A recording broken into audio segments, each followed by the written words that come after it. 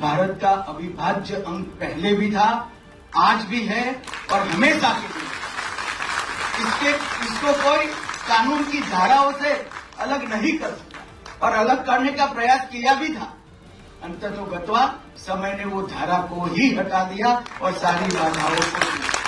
धारा 370 ने भारत और कश्मीर का जुड़ाव टेम्पररी है ऐसा एक भ्रांति फैलाने का काम किया, जिसने अलगाववाद के बीज बोए जो आने वाले दिनों में आतंकवाद में परिवर्तित हुए। और एक दुर्भाग्यपूर्ण बात है कि 40,000 से ज्यादा लोग आतंकवाद के बने थे। कश्मीर का विकास दशकों तक पीछे चला गया और कश्मीर के अंदर सालों तक आतंकवाद का नंगा तांडव होता रहा और देश मूक दर्शक बनकर देखता रहा। हम सब जानते हैं कश्मीर को कश्यप की भूमि का भी नाम से जाना जाता है। शायद हो सकता है कि इनके नाम से ही कश्मीर का नाम। 2018 में 2100 घटनाएं पथराव की हुई थी। 2024 में एक भी घटना पथराव की नहीं हुई है। 25,000 से ज्यादा पंच, सरपंच, तहसील पंचायत के सदस्य, जिला पंचायत के सदस्य चुनाव जीत कर आए हैं। अपना अपना गांव, अपनी अपनी तहसील, अपना अपना जिला चला रहे। वहां पंचायती राज, लोकतंत्र पाताल तक गहरा चला गया। लोकसभा के चुनाव हुए, विधानसभा के चुनाव हुए।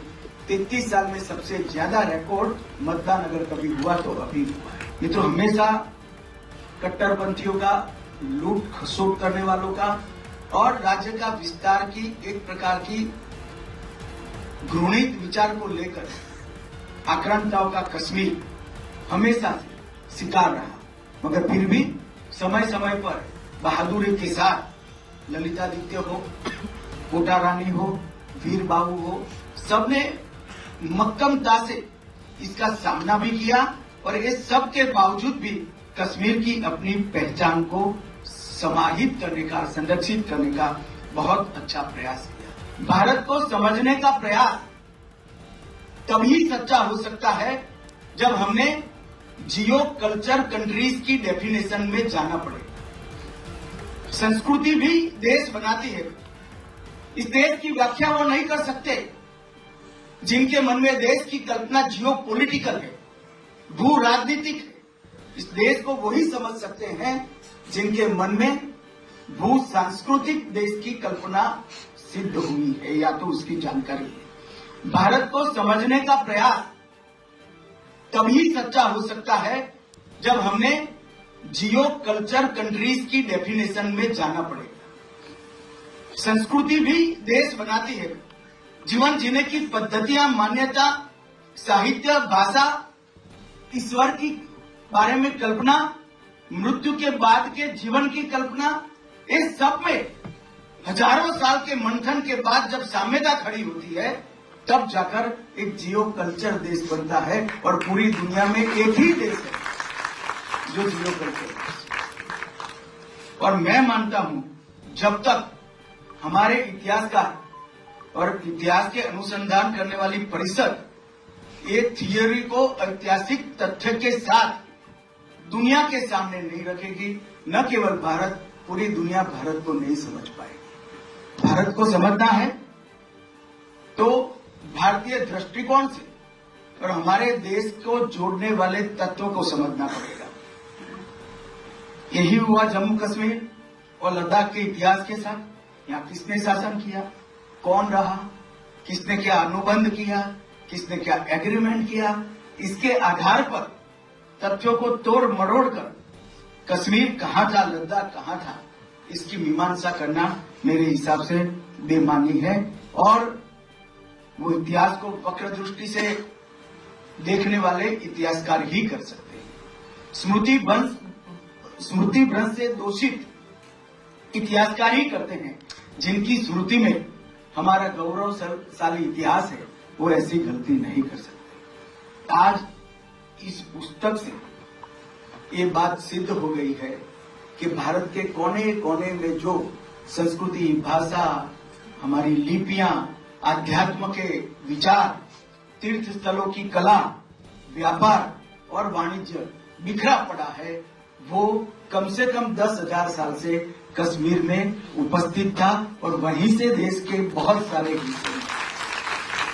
जब ये बात सिद्ध होती है तो अपने आप कश्मीर का भारत के साथ जुड़ाव का प्रश्न ही बेमानी हो जाता है। लगभग 8,000 साल के पुराने ग्रंथों में से कंवर साहब ने ढूंढ कर कश्मीर का जिक्र निकालकर यहाँ प्रस्तावित किया है।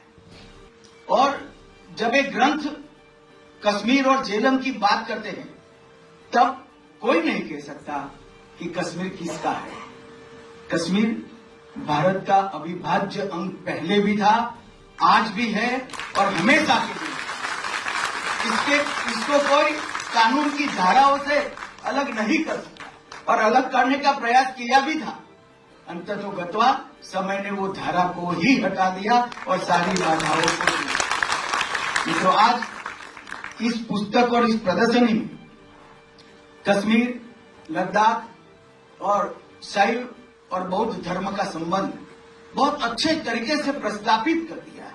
लिपि, ज्ञान प्रणाली, आध्यात्म और संस्कृति और भाषाएं, इसको भी बहुत अच्छे तरीके से प्रमाणित किया है। मंदिरों के खंडहर में पड़ी हमारी कला, प्रतिभाओं का चित्रांकन, इसने प्रस्तावित कर दिया है कि कश्मीर भारत का ही हिस्सा है। एक प्रकार से बौद्ध धर्म की पूरी यात्रा नेपाल से काशी होकर मगध तक, बिहार तक और मगध से कश्मीर होकर गांधार तक, अफगानिस्तान तक की पूरी यात्रा इस पुस्तक की अंदर जिन चीजों का रेफरेंस है उसको देखोगे तो आपको मालूम पड़ जाएगा कि पूरी यात्रा का हमारा कश्मीर अविभाज्य अंग है। सिंधु सरस्वती सभ्यता, मगध से गांधार तक, मैंने पहले कहा, ऐसे बौद्ध धर्म की यात्रा।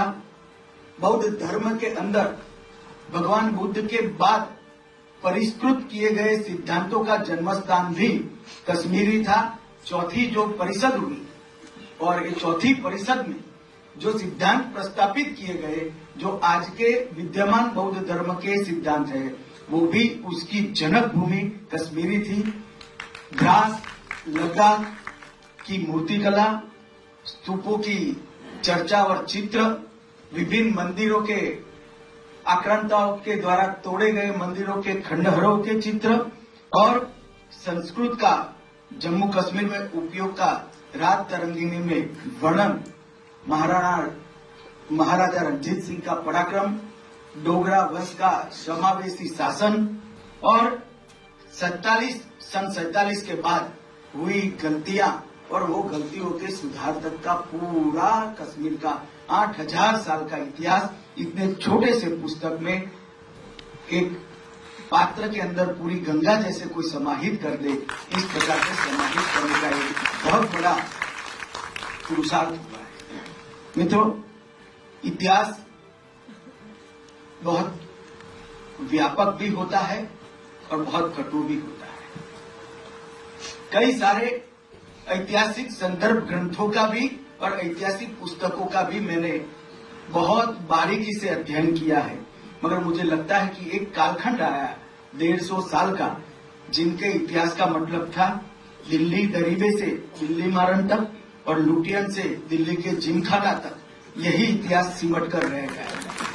इतिहास यहाँ बैठकर नहीं लिखा था, लोगों के बीच में जाकर इसको समझना पड़ता है, उनकी बोलियों को, उनकी भाषाओं को, इनकी संस्कृति को, उनकी जीवन पद्धति को, जीवन में किस सिद्धांत के प्रति विश्वास है, इसको समझना पड़ता है। तब ऐतिहासिक सत्य समुद्र मंथन की तरह बाहर आता है।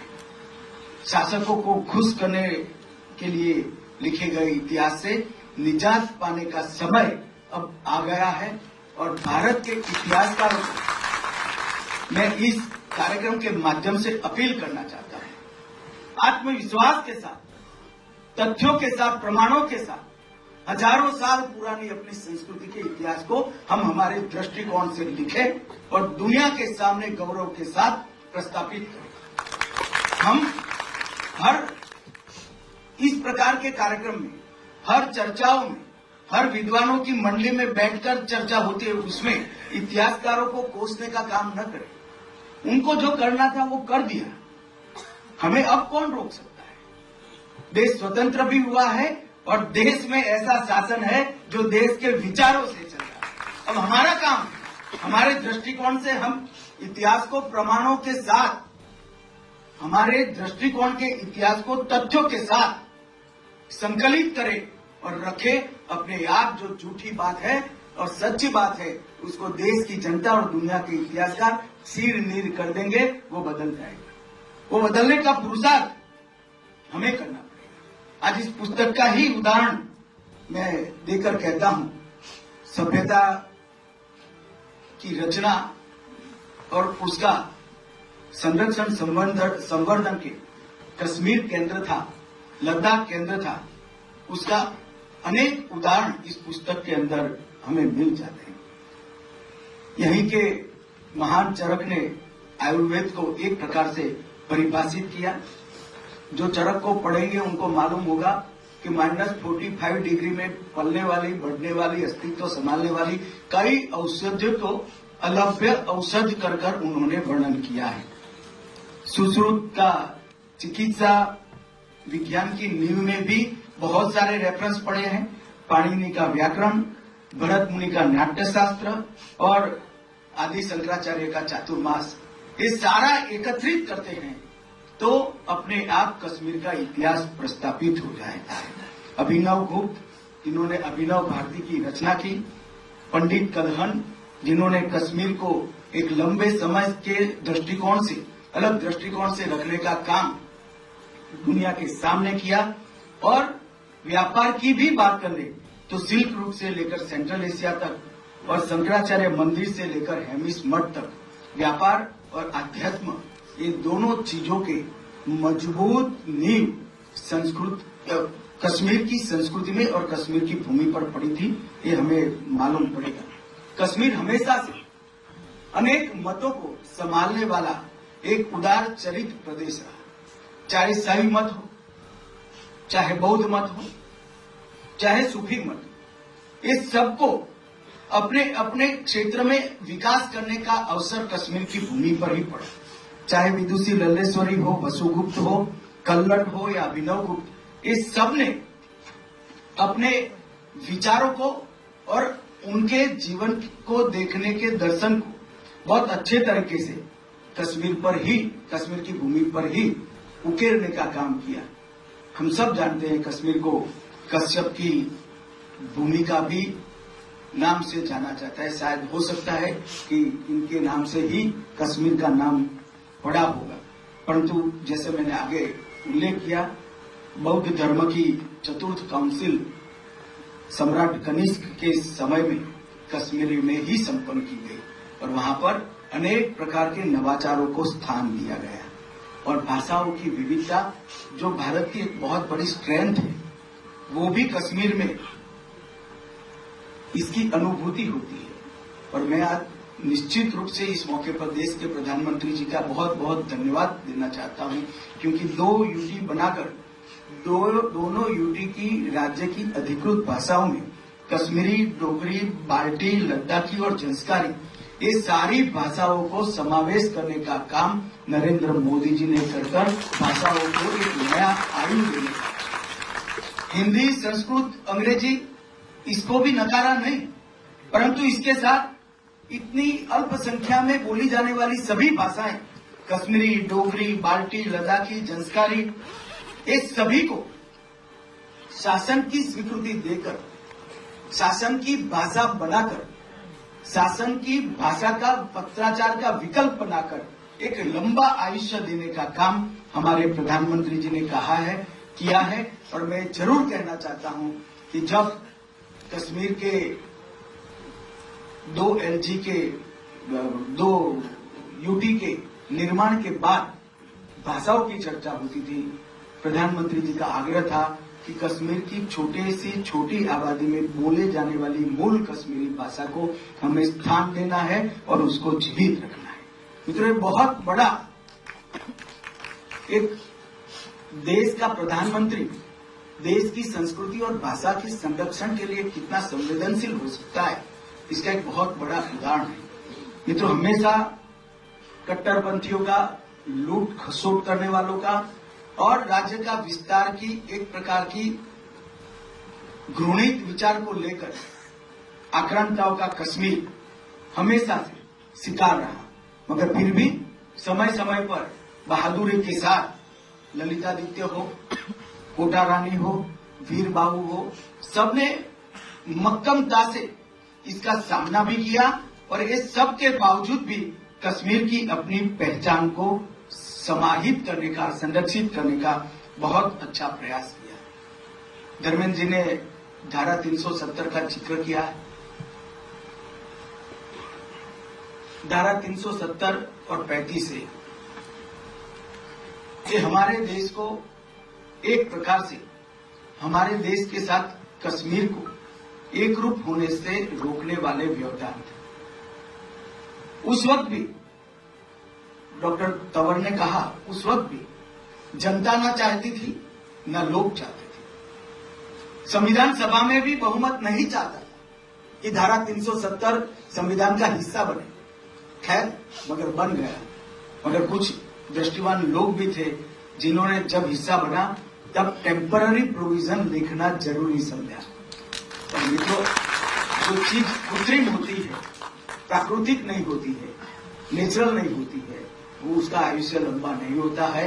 और नरेंद्र मोदी जी के दृढ़ संकल्प ने 5 अगस्त 2019 को धारा 370 को समाप्त, कलंकित अध्याय हमारी आजादी का समाप्त करने का, आजादी के बाद के इतिहास का समाप्त करने का काम किया। और वहीं से कश्मीर का भारत के साथ, बाकी भारत के हिस्सों के साथ ही विकास का अध्याय शुरू होता है। कई बार मुझे कई लोग प्रश्न पूछते हैं कि धारा 370 और आतंकवाद का क्या रिश्ता है। उनको मालूम नहीं है, धारा 370 ने ही घाटी के युवाओं के मन में अलगाववाद का बीज बोने का प्रयास किया। मुस्लिम आबादी देश के कई हिस्सों में है, किसी भी स्थान पर क्यों आतंकवाद नहीं आया। फिर एक दलील देते हैं पाकिस्तान से सटा हुआ है, गुजरात भी पाकिस्तान से सटा हुआ है, राजस्थान भी पाकिस्तान से सटा हुआ है, क्यों वहां आतंकवाद नहीं आया। धारा 370 ने भारत और कश्मीर का जुड़ाव टेम्पररी है, ऐसा एक भ्रांति फैलाने का काम किया, जिसने अलगाववाद के बीज बोए, जो आने वाले दिनों में आतंकवाद में परिवर्तित हुए। और ये दुर्भाग्यपूर्ण बात है कि 40,000 से ज्यादा लोग आतंकवाद के बने थे। कश्मीर का विकास दशकों तक पीछे चला गया और कश्मीर के अंदर सालों तक आतंकवाद का नंगा तांडव होता रहा और देश मुख दर्शक बनकर देखता रहा। मित्रों, धारा 370 समाप्त होने के बाद आतंकवादी घटनाओं में 70% से ज्यादा कमी हुई है। वो ये सिद्ध करता है कि धारा 370 आतंकवाद की। 2018 में 2100 घटनाएं पथराव की हुई थी, 2024 में एक भी घटना पथराव की नहीं हुई है। 25,000 से ज्यादा पंच, सरपंच, तहसील पंचायत के सदस्य, जिला पंचायत के सदस्य चुनाव जीत कर आए हैं, अपना अपना गांव, अपनी अपनी तहसील, अपना अपना जिला चला रहे हैं। वहां पंचायती राज, लोकतंत्र पाताल तक गहरा चला गया। लोकसभा के चुनाव हुए, विधानसभा के चुनाव हुए, 33 साल में सबसे ज्यादा रिकॉर्ड मतदान अगर कभी हुआ तो अभी हुआ है। अब इंडस्ट्री भी जा रही है, 2 करोड़ 11 लाख टूरिस्ट जा रहे हैं। एक साल में 2024 में 324 सीरियल या फिल्मों का फिल्मांकन कश्मीर में हुआ है। जो एक जमाने में 60 के दशक में हुआ करता था, वो आज शुरू हो चुका है। 33 साल के बाद घाटी में थिएटर में नाइट शो चला है। 34 साल के बाद ताजिया का जुलूस हुआ है और लाल चौक पर जन्माष्टमी, कृष्ण जन्माष्टमी की यात्रा भी देखने को मिली। ये सारा 19 से 24 की यात्रा जो पोस्ट आर्टिकल 375 साल है, उसमें देखने को मिला है। और दुनिया का सबसे बड़ा रेलवे आर्च भी ब्रिज कहीं पर है तो आज कश्मीर में है। सबसे लंबा दुनिया का टनल, एशिया का सबसे बड़ा लंबा टनल कहीं पर है तो कश्मीर में है। भारत के पहला केबल स्टे रेल ब्रिज कहीं पर बना है तो कश्मीर में बना है। IIT, IIM, 2 एम्स, 9 सरकारी मेडिकल कॉलेज, 5 नर्सिंग कॉलेज, 2 राज्य के कैंसर संस्थान, 8 महाविद्यालय बन चुके हैं और 24 बन रहे हैं। 59 कॉलेजों को मान्यता दी गई है और हाईवे टनल का निर्माण हो रहा है। मित्रों, ये सारा एक 10 साल में हुआ है। कांग्रेस के मित्रों को हम पर आरोप लगाने का बहुत खुली छूट है। आप कुछ भी कह सकते हो, राजनीति में आरोप लगा सकते हो, मगर मैं एक छोटा सा सवाल पूछना चाहता हूं, इसके 10% भी आपके 70 साल में क्यों नहीं हुआ? इसका हिसाब आपको देश और कश्मीर की जनता को देना। जितने इसके 10% भी नहीं हुआ। 80,000 करोड़ रुपए का पैकेज प्रधानमंत्री जी ने न केवल घोषणा की, इसको जमीन पर उतारने का काम नरेंद्र मोदी जी ने किया है। और 4G और 5G नेटवर्क को भी अनेक गांवों तक पहुंचा लिया। ऑलमोस्ट 87% कवरेज आज हो चुका है।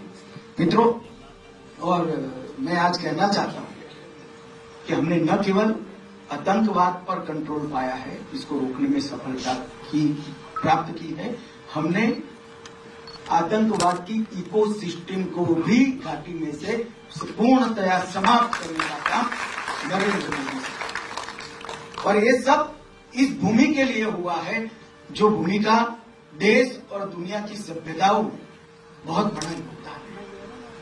हमारे देश की भाषाओं को, हमारे देश के व्याकरण को, हमारे देश के कई प्रकार की विधाओं को कश्मीर के विद्वानों ने समृद्ध किया है। और कुछ चीजें तो ऐसी है, संस्कृत का व्याकरण हो या नाट्य शास्त्र, जिसमें बहुत बड़ा हिस्सा कश्मीर के विद्वानों का रहा है। और मित्रों, आज मुझे आनंद है कि कश्मीर एक प्रकार से फिर से एक बार हमारे भू सांस्कृतिक राष्ट्र भारत का अभिन्न अंग बनकर भारत के साथ ही विकास के रास्ते, वहां पर भी लोकतंत्र प्रस्थापित हुआ है। और मुझे विश्वास है कि जो कुछ भी हमें गवाया है वो हम जल्दी प्राप्त करेंगे। पूरा विश्वास। न केवल भौतिक विकास, कश्मीर की सांस्कृतिक ऊंचाइयों को भी हम बहुत जल्द प्राप्त करेंगे। आधुनिकता को तो स्वीकारेंगे ही, मगर हमारा चीर पुरातन जो गौरव है उसको भी प्राप्त करेंगे। इतिहास के वो अमर पन्नों को फिर से एक बार सृजित कर जमीन पर उतारने का काम भी कश्मीर की जनता करेगी, इसका मुझे पूरा विश्वास है। आज मैं इतना ही कहना चाहता हूं कि श्यामा प्रसाद मुखर्जी ने, जिन्होंने सबसे पहले एक देश में 2 विधान 2 प्रधान 2 निशान नहीं होंगे कर अपना बलिदान दिया था। श्यामा प्रसाद मुखर्जी का एक वाक्य है, जम्मू और कश्मीर केवल भारत का अंग नहीं है, ये भारत की आत्मा का अभिन्न हिस्सा। ब्रेकिंग न्यूज सबसे पहले देखने के लिए सब्सक्राइब करें।